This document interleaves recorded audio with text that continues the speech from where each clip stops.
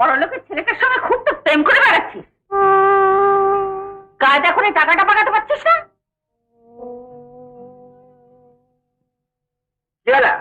বোমা হয়ে গেলি নাকি? হ্যাঁ, আমার একটা সম্মান আছে। সম্মান? ঘরে পঙ্গু অথর্ব বাপ, আর উনি ভালোবাসা মারিয়ে বেড়াচ্ছেন। টাকা চাইতে হলে যত ওনার অসম্মান। ভদ্রভাবে কথা বলো। কি এত দোষ পাঠা?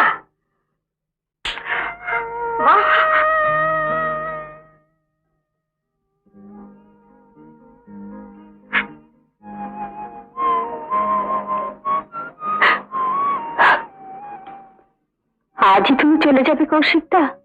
হ্যাঁ, আজকের এই শুভ দিনে চোখের জল ফেলতে নেই ইন্দ্রাণী।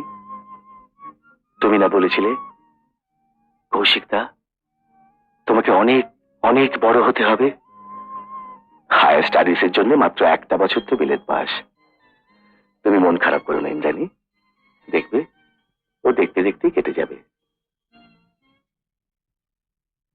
রচিত, শুনছি চাকরির খুঁজে যাচ্ছিস। এতদিন একটা কাজ জোটাতে বলি না? চেষ্টা তো করছি মা, না পেলে কি করব বলো?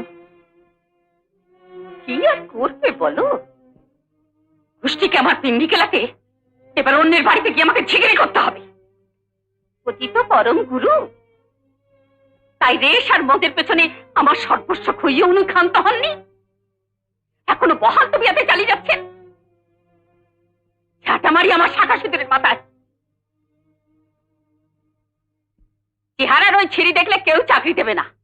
বেশ তো, কাল থেকে না হয় বেশ ভালো করে সেজে গুজিয়ে বেরোবো।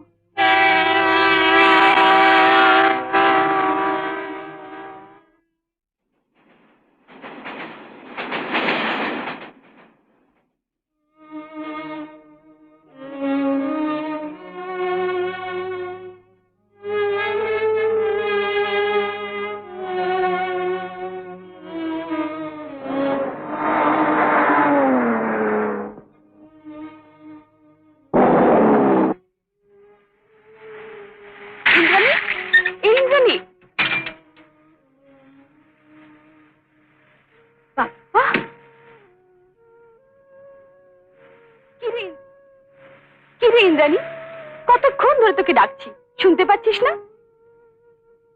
কতদিন পর আজ তোর সঙ্গে দেখা হলো। মামুদাকে বেশি দেখে খুব অবাক হয়ে যাচ্ছিস, তাই না? কি রে, কথা বলছিস না কেন? কি সুন্দর নাচ গান করতিস, সব ছেড়ে দিয়েছিস নাকি? তোর মুখ দেখে মনে হচ্ছে একটা কিছু তোর হয়েছে। চল আমার সাথে। কোথায়? আমার ফ্ল্যাটে। আরে কোনো ভয় নেই, গাড়ি করে বাড়ি পৌঁছে দেবো। আয়। যে কোনো একটা চাকরি খুঁজে দে মমতা, নইলে বিশ্বাস কর আত্মহত্যা করা ছাড়া আমার আর কোনো উপায় থাকবে না। সে কি রে? হ্যাঁ, যে কোনো একটা চাকরি। সব শুনলেই তুই অবশ্য বুঝতে পারবি।